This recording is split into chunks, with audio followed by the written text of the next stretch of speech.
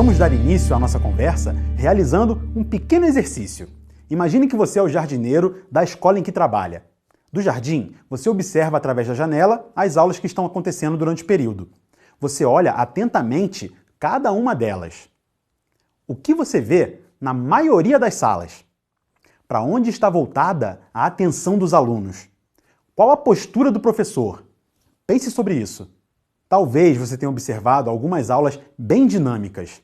Porém, deve ter visto outras aulas em que o professor era o centro das atenções e os estudantes, todos enfileirados, prestavam atenção às suas explicações. Em uma aula personalizada, o papel do professor não é o mesmo que vemos em uma aula tradicional. No ensino híbrido, o centro do processo é o aluno, não o professor. Então, como seria olhar as aulas híbridas através da janela? Com certeza, você veria um professor circulando em sala, incentivando e propondo atividades mais adequadas às necessidades dos alunos. O foco da atenção do aluno estaria na sua própria aprendizagem, nas interações interpessoais com os colegas e com o professor. Nosso objetivo nessa aula é proporcionar uma reflexão sobre a postura do professor, considerando a utilização integrada das tecnologias digitais em uma aula. E após conhecer diferentes exemplos práticos, você vai planejar e experimentar uma aula em que seja possível vivenciar as mudanças propostas aqui. Vamos lá?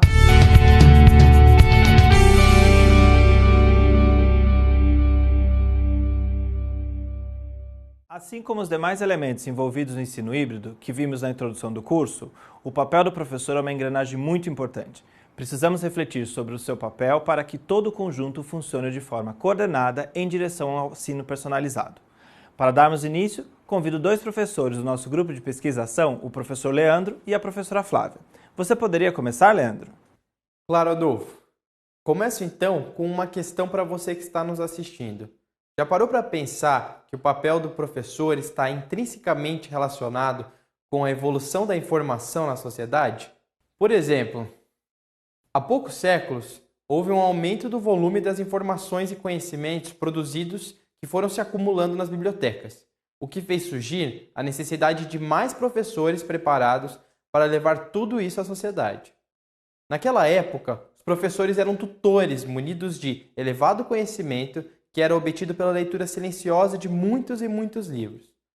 A prática de ensinar era baseada no que o tutor acreditava ser importante, filtrando toda a informação que seria repassada ao estudante. Com o desenvolvimento da tecnologia, mudou a forma de produzir e acessar a informação. Foi a partir de 1994 que a internet começou a ganhar espaço nos computadores domésticos em escala global. Assim, nessas últimas 2 décadas, muitos softwares, sites, plataformas e redes sociais foram criados, facilitando a autoria de informação. Hoje em dia, podemos expor nossos pensamentos em um blog, mostrar nossas ideias em vídeos e até mesmo opiniões em 140 caracteres, como no Twitter. A forma como temos acesso à informação foi facilitada. Nos dias de hoje, podemos acessar rapidamente um livro do celular em qualquer lugar, a qualquer momento. E claro, com as tecnologias digitais fazendo parte das atividades diárias, os professores também buscaram levar alguns recursos digitais para a sala de aula. Em muitas escolas, os professores não utilizam mais o quadro de giz, usam projetores digitais para trazerem suas apresentações. Porém, a presença de outras mídias na sala não trouxe mudanças profundas para todos os professores. Em alguns casos, a prática pedagógica continuou centrada na exposição de conteúdo pelo professor. Mesmo com a tecnologia, algumas salas de aula continuam ultrapassadas. Como já vimos, alunos aprendem em tempos diferentes e as necessidades de aprendizado não são as mesmas. O desafio é mais do que uma mudança de postura. É preciso buscar novos caminhos. Um desses caminhos é o que propõe nosso curso, o ensino híbrido em busca de um ensino personalizado. Não é mesmo, Flávia? Com certeza, Leandro. Nessa proposta de ensino, você deixa de ser orador e passa a intervir pontualmente nas dúvidas e dificuldades dos alunos. Professores que se permitiram agir diferente, buscando como aprender e como ensinar neste modelo, garantem que a tarefa não é fácil, mas com certeza ela é possível. É preciso saber combinar as atividades presenciais, que estimulam a colaboração entre alunos e a valorização e humanização da relação professor-aluno. A professora Alison, de uma escola do distrito de Milipitas, na Califórnia, Estados Unidos, organizou o espaço de sua sala de aula com várias abordagens pedagógicas e estimulou diferentes habilidades em sua turma. Vamos ouvir o seu depoimento. Hello, Brazil friends. It's so nice to be associated with your group again. That my classroom was very traditional, meaning that the kids sat at their desks, they opened their textbook, I used the teacher's edition, I taught a specific lesson, and I taught it whole group, and then the kids that understood it went on to practice individually, and I worked with a small group of students. The problem with this is working with the students that were having difficulty, I was not able to analyze each individual student's needs. I basically just retaught, and that wasn't very effective. In addition, I would give a pretest at the beginning of a chapter, grade it, and not really know how to use it to inform my instruction. And then I would give a post-test, and that post-test was given at the end of a chapter. It took me a few days to grade, and when I graded it, anyone that earned 70% or higher was considered passing. And so I didn't work with those kids at all. Again, I worked with the kids that scored below a C or below 70%. And I learned through Khan Academy that kids that score 70%, they don't have mastery of that skill. 30% of that test, they did not understand. So with Khan Academy and blended learning, each student is working on their individual level, and they are getting help exactly where they need it. So I'm providing more targeted instruction. E realmente, no ensino híbrido, fica evidente que o professor não é mais o único responsável pelo aprendizado do aluno. O aluno é protagonista do seu aprendizado. O docente não precisa mais oferecer uma única aula para a turma toda sem considerar as diferenças individuais. Hoje, podemos utilizar alguns recursos digitais para fazer isso de uma maneira melhor. É importante ressaltar que a tecnologia ela é uma aliada, pois o aprendizado pode acontecer em qualquer hora e em qualquer lugar. Não vamos limitar nossos alunos, não é mesmo? Vamos encontrar uma forma de facilitar esse aprendizado? Com certeza, Flávia. Segundo Mauri, existem 3 concepções bem distintas sobre o papel do professor que utiliza as tecnologias digitais em aula. Acreditamos que isso é como um processo evolutivo dessas ferramentas.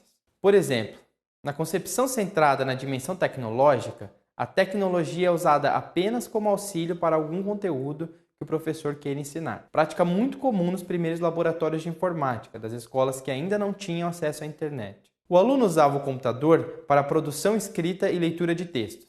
Já na concepção de acesso à informação por meio das tecnologias, o professor usa a ferramenta tecnológica também como mediador do processo interativo do aluno com a informação, pois o aluno tem acesso a outros meios e formas de aprendizagem. Neste caso, ele pode pesquisar, ver vídeos, entre outros. E uma última concepção que o professor trabalha junto com programadores e designers para desenvolver ferramentas visando a individualização e até mesmo a personalização de ensino. Essa concepção, focada na construção do conhecimento, se assemelha aos ideais que buscamos no ensino híbrido, pois o professor usa ferramentas adaptativas que vão auxiliando o aluno com necessidades específicas para a construção do conhecimento. Como vimos nas primeiras aulas, o ensino híbrido tem como objetivo construir uma prática pedagógica inovadora, que potencialize o aprendizado dos alunos por meio de tecnologias digitais. Mas vale reforçar que a presença dessas tecnologias não diminui a importância do professor nas escolas, apenas modifica o seu papel. Nessa nova concepção de aprendizagem, você é um arquiteto do conhecimento e precisa mostrar ao aluno que existem diferentes formas de construí-lo. É verdade, o uso de tecnologias digitais pode estimular e facilitar o processo de aprendizagem e cabe ao professor mostrar ao aluno como utilizá-las de forma crítica e produtiva. Agora vamos mostrar para vocês um vídeo sobre a mudança do papel do professor no ensino híbrido. As we think about reconceptualizing the role of the teacher for blended learning, we're thinking about 5 key shifts in particular. The first one is from lecturer to facilitator. Next, it's the difference from fixed groupings of students to more dynamic grouping strategies. The third shift is moving away from being the explainer of all concepts and to the intervener with the student at the right time for their needs. And then from thinking about the job being teaching content to thinking about teaching content, skills, and even mindsets to our students. And the last shift that we're thinking a lot about is one that happens in several of the models we profile, which is from generalist to specialist. The idea that teachers can start specializing on those skills that they're most passionate about or where their strengths are. So to make this new vision for school a reality, we as teachers have to go after one fundamental assumption of how we think of our job as teachers. And that's like our core instructional delivery model, and letting go of the idea that we always have to teach something in order for students to have learned it. When the kids are learning on the computers during personalized learning time, it's my job to just facilitate. And it's not my job to answer their questions, but it's my job to proctor content assessments. So all I'm doing is making sure they're on task and being facilitating their learning, and that's kind of my entire role. And it's not to teach them in that time. It's for them to learn and learn from their mistakes or learn from their successes. Yeah, and so lectures, though, still going to be part of the learning process. We don't want you to be under the wrong impression. But if you look at the blended learning schools that we're profiling, you see that it's actually for two reasons that the lecture remains relevant. The first one is that in small group settings, the teacher is still clearly leading a class through a series of concepts and exercises. And the second reason is, if we're being honest, in college, students still learn through lecture, and so mastering those note-taking skills and being able to absorb a lecture is important. So in education, we've known for a long time the power of getting students into the right group at the right time. Now, what it usually looks like, though, is maybe the class is divided into 3 groups, and we'll call them the Cardinals and the Blue Jays and the Sparrows, but a kid figures out pretty quickly, I'm a smart kid or I'm not a smart kid. And that's because the groups are fixed. Those things are set in stone, and the kids don't change. It doesn't respond to a kid's proficiency level, which we know can change on a daily or hourly basis. So the big idea here is what we call dynamic grouping. The groups exist on a concept-by-concept level and respond to kids changing. So they can go from a high to a medium to a low group, even within a single week. So this points to one of the big shifts that a teacher will make as they move into blended learning, which is that you're really going to be using data to drive this idea of dynamic grouping, or these changing groups. And we would argue that you should be using this data on at least a weekly basis, maybe even a daily basis, so that you're constantly sorting students to get them the right thing at the right time. I'll give you a concrete example. There's a school here in the Bay Area that uses a school-created data tool called Exit Ticket. The teacher stands up to teach a concept, but right away gives the students a few questions to see what they know. Kids do their responder, and the students who get it right are peeled away. That onion gets peeled. The first level of kids go, and they work on something more challenging. Then the teacher begins to do some instruction and pretty quickly pauses again, offers a few more questions, see what kids do or don't know, peels the onion further until they get down to the core of the students who really need the most magical intervention we have, which is more small group time with that teacher. We reteach as soon as possible, and that's one of the really powerful things about small group instruction, is that I teach the lesson in a small group format.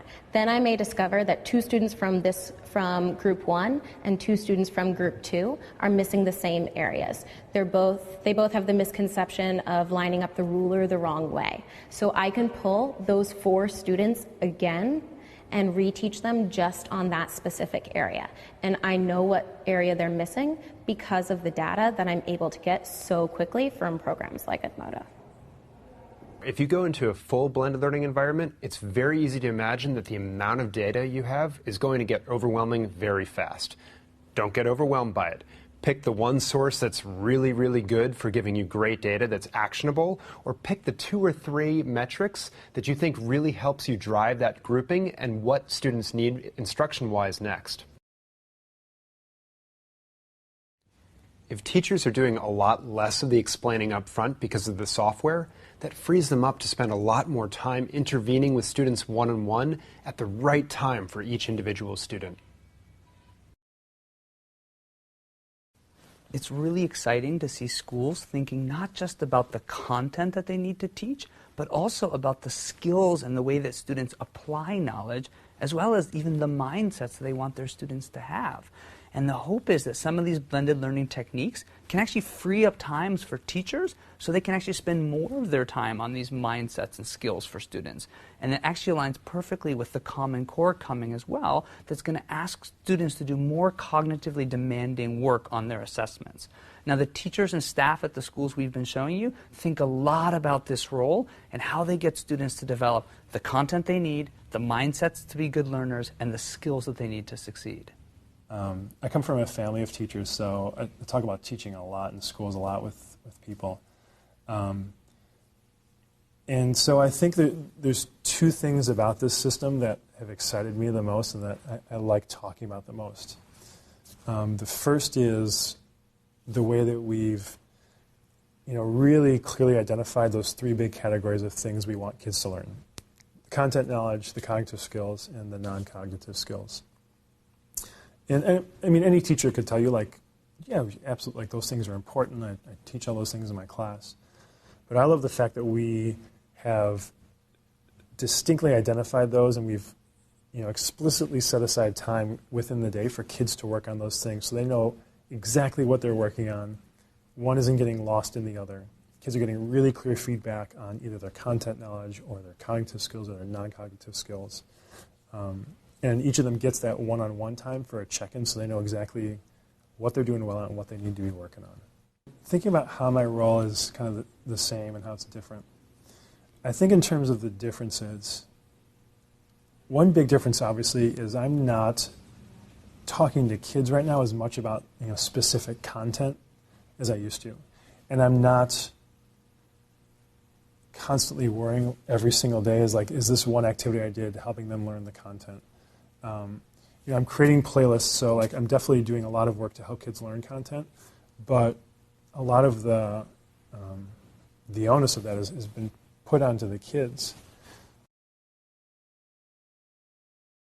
We see a trend in a lot of schools, not all schools, but a lot of schools doing blended learning, of teachers shifting from being generalists of all elements of teaching toward actually specializing on their strengths and the things that really excite them about getting into this profession in the first place. Now, many of you may remember the documentary Waiting for Superman, and the big problem, Brian, that I had with that movie was actually its title. The implication of it was that the only way to save our schools was to have a superhuman teacher inside of every single classroom that was doing lots and lots of different jobs that no human being could do within the constraints of a 45-minute period. Well, and you think instead, what if teachers could go after what they were best at? The person who just loves to lesson plan will use their great lessons all across the grade level and save every teacher from having to recreate the same lesson plan over and over and over again. The teacher who is that actor and loves the rapt attention of students can do more lecture and maybe have more students at a time and free up other teachers to do different tasks. The teacher who's that data wonk who just loves assessment, let them go create the statistically reliable and valid assessment, but then use it across the school or even across a district. Play to teachers' strengths and let them specialize to the extent that they're comfortable or what's possible. Once you decide that every teacher doesn't have to have the same job, once you decide that every teacher doesn't have to pretend to be the master of 100,000 different things, which as humans we know is not possible, it's really exciting. And what we see with a lot of teachers is some teachers really thrive in classroom culture and classroom management, and other teachers really thrive in getting kids to love writing, and other teachers really thrive in leading kids through a song about mathematics and really teaching them different ways about thinking about math. And one of the fun parts is let teachers play to their strengths. So that wraps up the 5 big shifts that Brian and I see happening as teachers move into these blended learning environments. And we hope this list has been provocative and spurred your thinking some. So we've introduced a lot of ideas about how the teacher's role changes as we move into these blended learning environments. And as we think about what are really mindset shifts, it's important as teachers to think about what can we do less of.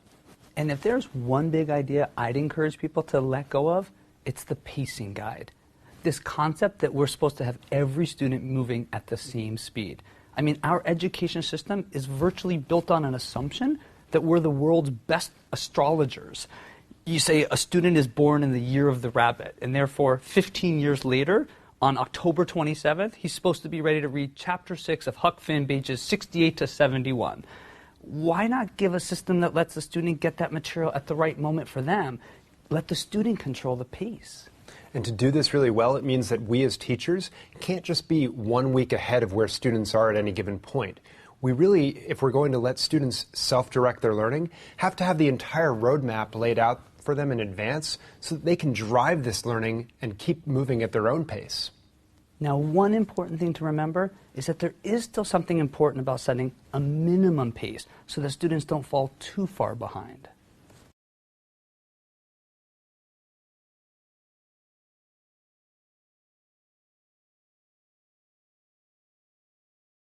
There's a really great story that Dustin Hoffman told on stage when he was having a dying conversation with Laurence Olivier.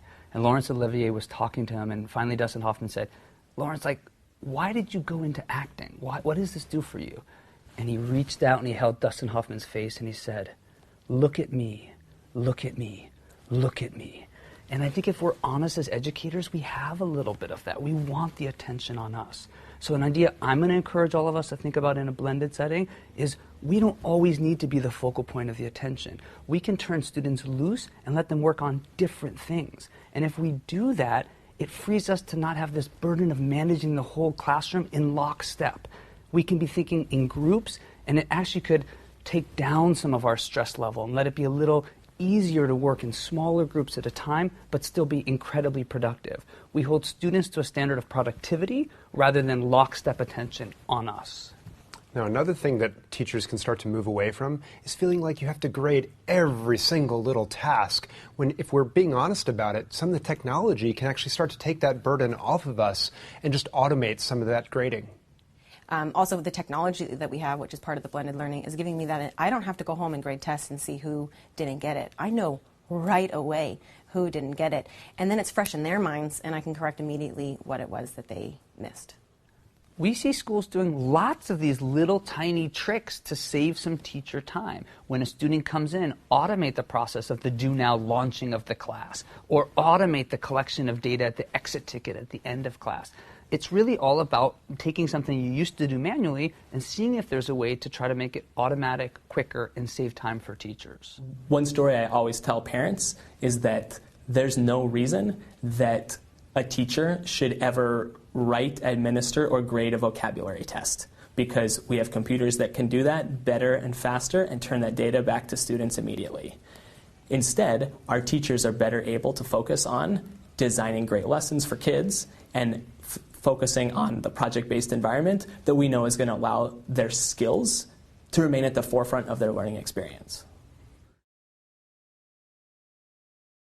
As we talk about these big shifts away from things that we used to do in traditional classrooms in these blended learning environments, 3 things we think stay the same. The first is a focus on culture.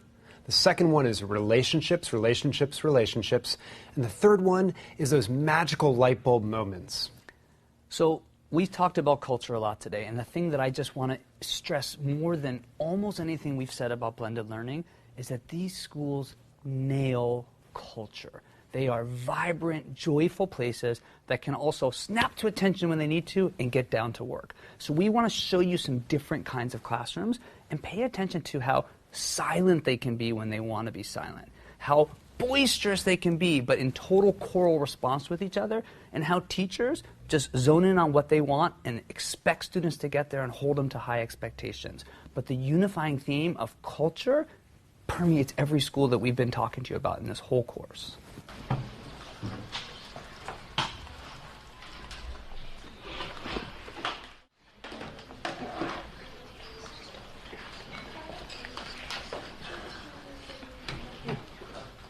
The culture in a blended learning classroom is really essential. I think the biggest piece of culture is students knowing that every minute that they're spending with me and every minute they're spending on technology is intentional. So before they launch any program, before they do anything on technology, they know the purpose behind it. They know that this is helping me to grow my brain as a reader. They know that I'm practicing math facts because I need to practice my fluency with single-digit addition.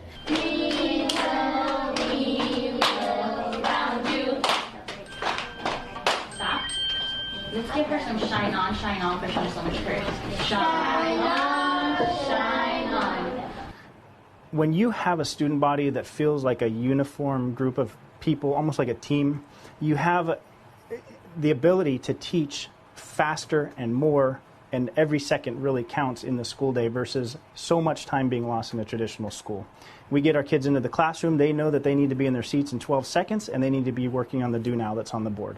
When the students are in the computer lab, they know that in 15 seconds from when they walk through the door, they're counting down in their head. They should have their headphones on and be logged into their software program. And those are the types of things of student culture and efficiency at our schools that really lends itself to what is called bell-to-bell learning, where there are never downtimes for the students. Ready? Almost there, got 100%. Eyes on me. Eyes on you. Last time, guys. Third time's a charm. Ready? Share. Okay.